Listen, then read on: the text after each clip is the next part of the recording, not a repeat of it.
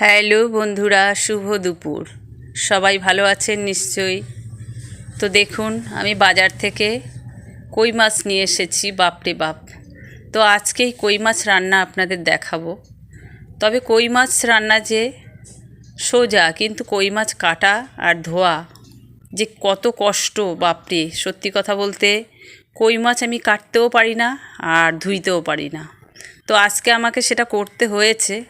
অনেক কষ্টে আমি কই মাছগুলো কেটে কম করে 15 বার ধুয়েছি, তবুও ওর গা থেকে লালা আমি অনেক কষ্টে গরম জল করে করে তবে আমি সরিয়েছি। ওহ, হাঁপিয়ে উঠেছি এই কই মাছগুলো আমি কাটতে এবং ধুইতে। তো যাই হোক, সে কথা। এখন আমি দেখাচ্ছি কই মাছগুলো আমি প্রথমে নুন হলুদ মাখিয়ে নিয়েছি। আজকে এই কই মাছটা আমি করব গাঠি কচু আর আলু দিয়ে। যদিও তেল কইটা খুব ভালো লাগে, তো আজকে আমি করব না। আজকে আমি এই গাঠি কচু দিয়ে কই মাছ করব। তো প্রথমে আমি কড়াইটা গ্যাসে দিয়ে দিয়েছি, এবার তেল দিয়ে দিয়েছি। তেলটা গরম হলে কই মাছগুলো প্রথমে ভালো করে একটু ভেজে নেব। দেখতে থাকুন। কই মাছ সবাই রান্না করতে জানে, তবুও আমি আমার রান্নাটা আপনাদের দেখাচ্ছি। তো কই মাছগুলো প্রথমে আমি ভাজতে দিয়ে দিচ্ছি। তেল গরম হয়ে গেছে। তো এই কই মাছের গল্প, এই কই মাছ হচ্ছে আমাদের কথায় প্রবাদে আছে যে মেয়েদের প্রাণ আর এই কই মাছের জান। তা মেয়েদের প্রাণ অতি সহজে যায় না, যতই কষ্ট দুঃখ হোক। আর এই কই মাছের প্রাণটাও তাই। আপনি রান্না করা কড়াইতে দেওয়া পর্যন্ত ওরা ছটকাতে ছটকাতেও লাফাতে থাকে। তো আমার এই কিছু কই মাছ ভাজা হয়ে গেছে, আর 3টে পিস আছে। তো সেইটাই বলছি, কই মাছের জান আর মেয়েদের প্রাণ সমান। তো আজকে এই কই মাছটা আমি রান্না করছি। এবার কই মাছগুলো ভাজা সব হয়ে গেছে, তুলে নিচ্ছি। তারপরে কই মাছ ভাজা হয়ে গেলে এতে সামান্য তেল দিয়ে, তারপরে কালো জিরে ফোড়ন দিয়ে আমি, দেখো আমার কই মাছগুলো খুব সুন্দর গোটা গোটা, বেশ বড়ই ছিল। তো কই মাছটা ভাজা হয়ে গেছে। এবার তেলে আমি কালো জিরে দিয়ে আর এই কচুগুলো প্রথমে ভেজে নেব, কচু আর আলু। তো প্রথমে তেলটা গরম হয়ে গেছে, এবার একটু কালো জিরে দিয়ে দিলাম। কালো জিরে দেওয়ার পরে এই কচুটা আর আলুটা আমি কেটে রেখেছি, এটাও একটু হালকা করে ভেজে আমি প্রথমে তুলে নেব। তো কচুগুলো আর আলুগুলো আমি দিয়ে দিলাম। এবার এগুলো হালকা করে একটু ভেজে তুলে নিই। তো এই কই মাছ খেতে খুবই সুস্বাদু, খুবই সুন্দর, খুবই ভালো। দেখুন, কই মাছগুলো বেশ বড় সাইজের আছে। বাজার থেকে কই মাছটা সস্তাতেই পেয়েছিলাম, তাই নিয়ে এসেছি। তো কচুটা আমার ভাজা হয়ে গেছে, নামিয়ে নিলাম। এবার মশলাগুলো একটু কষে নেব। প্রথমে আর একটু তেল দেব। তেল দেওয়ার পরে এতে যা পেঁয়াজ আছে, পেঁয়াজ বাটা আছে, আরও সব আছে, সেগুলো দিয়ে দিচ্ছি। তো প্রথমে পেঁয়াজগুলো দিয়ে একটু হালকা করে নেড়ে চেড়ে নিচ্ছি।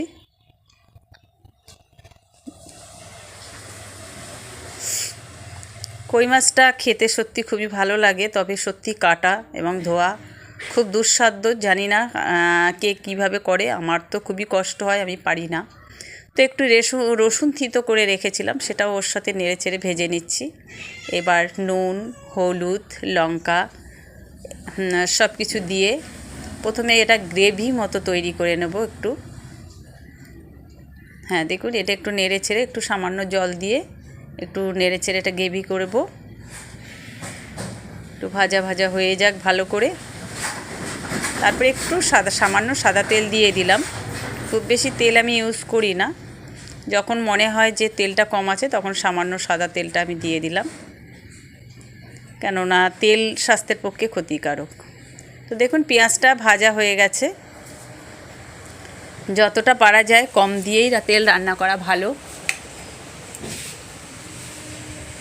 তো একটু জিরের গুঁড়ো 2 চামচ দিয়ে দিলাম। আর আমি একটু টমেটো সস ব্যবহার করি টমেটোর বদলে, তো টমেটো সসটা দিয়ে দিলাম।